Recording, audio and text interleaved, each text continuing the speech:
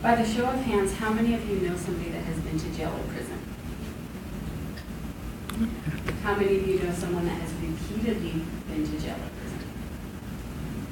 Imagine a world where your tax dollars are being spent wisely, like programs for the justice system and the prison system. My fellow classmates, let me tell you, I am walking proof that programs work. I spent 5 years in a federal prison. During this time, I did several self-help classes, I taught classes, and I did a 500-hour residential treatment program, which was 10 months long. According to Robert Longley from About.com, in 2002, 1 out of 32 Americans were on probation or parole. Our speech class currently has 60 students in it, according to the class list on D2L. That amount of people would be about 2 people from our class would have been to prison or on probation in 2002. According to Vera.org, in 2012, 1 in 100 people were incarcerated, and $39 billion of taxpayers' money was used to fund the cost. Can you imagine what PSU could do with a budget of $39 billion? Today, I would like to talk about the need for change within the prison system, how programs work, how you will benefit from a reformed prison system. Currently, our prison systems are not effective and a waste of your tax dollars. According to the U.S. Department of Justice, 6.9 million Americans were either incarcerated or under the supervision in 2011. The problem is when a crime is committed and a sentence is given, a punishment of an adult timeout where 3 meals, a cot, and a roof over your head is given is not punishment enough. In 2007, when I was released from federal prison, the wage amount varied from 12 cents an hour to $1.21 an hour. What can you live on that, right? This program that I was in was called RDAP. It's Residential Drug and Alcohol Program. It's federally funded by the BOP.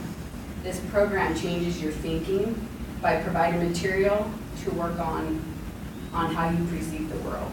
These are the self-help books that I had to use while in prison. They're very in-depth and they go over everything that you've ever thought about while in prison.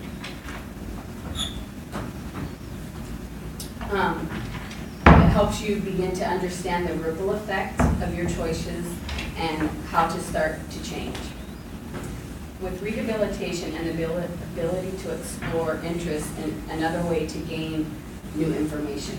I took so many classes while I was in prison. I have all these certificates while I was in prison from taking classes.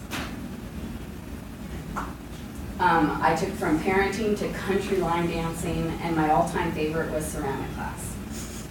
By providing a minimum wage to those that are able to perform a work duty, will release the pressure of your tax dollars. When they're incarcerated, charge them rent, make them buy their own food, and begin to understand the process of how life is living. When the inmate is released, if they have an outstanding bill, they will still have to pay that bill. It's not going to be put onto the taxpayers to pay for it. Holding people accountable for their choices will reduce the amount of repeat offenders and save taxpayers a lot of money. The savings can be used to fund public schools or even colleges. When one is incarcerated, all your basic needs are met and paid for by taxpayers. So why would someone want to change if they have everything that they need? A report from the U.S. Attorney's Office in Alabama State stated that the amount of repeat offenders returning to prison or jail is 30% in the first 6 months. A statement from my father, the system is a joke. It's easier to do time, 7-day sentence, than to jump through hoops. I get to sleep as well. Change is the key to success. Without new information accompanied by a traumatic event, people will continue to do the same exact thing. going to prison alone is a traumatic event. And if this becomes your norm, then it becomes comfortable. However, something is missing, the absence of new information. This is not a problem that has happened overnight. It's a problem that has been going on for many, many years. Between 2008 and 2010, 328 ex-offenders were sent back to prison for violating their probation. The cost to the American taxpayer for this incarceration was $9.2 million annually. If these same offenders did not violate their parole and they successfully completed their supervision, it would have only cost $1.3 million, a savings of $26.3 million, and this was from the U.S. Attorney in Alabama. I'm sure you can see that there is a problem somewhere in the criminal justice system.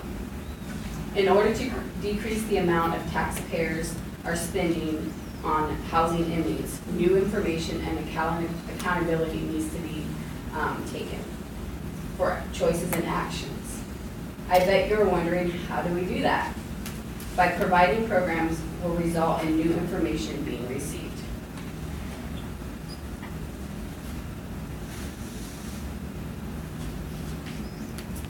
What can you do to help? Go to reformprison.org and sign the petition and spread the word. I'm sure you are visualizing your tuition decreasing, and you want to hurry up and go sign that petition. To wrap this up, I have told you the need for change in our prison system by providing new information through programs in a world where chaos is a norm, and making individuals accountable by paying for their stay in prison. This will result in a better tomorrow and a better place to live, and a smaller tuition.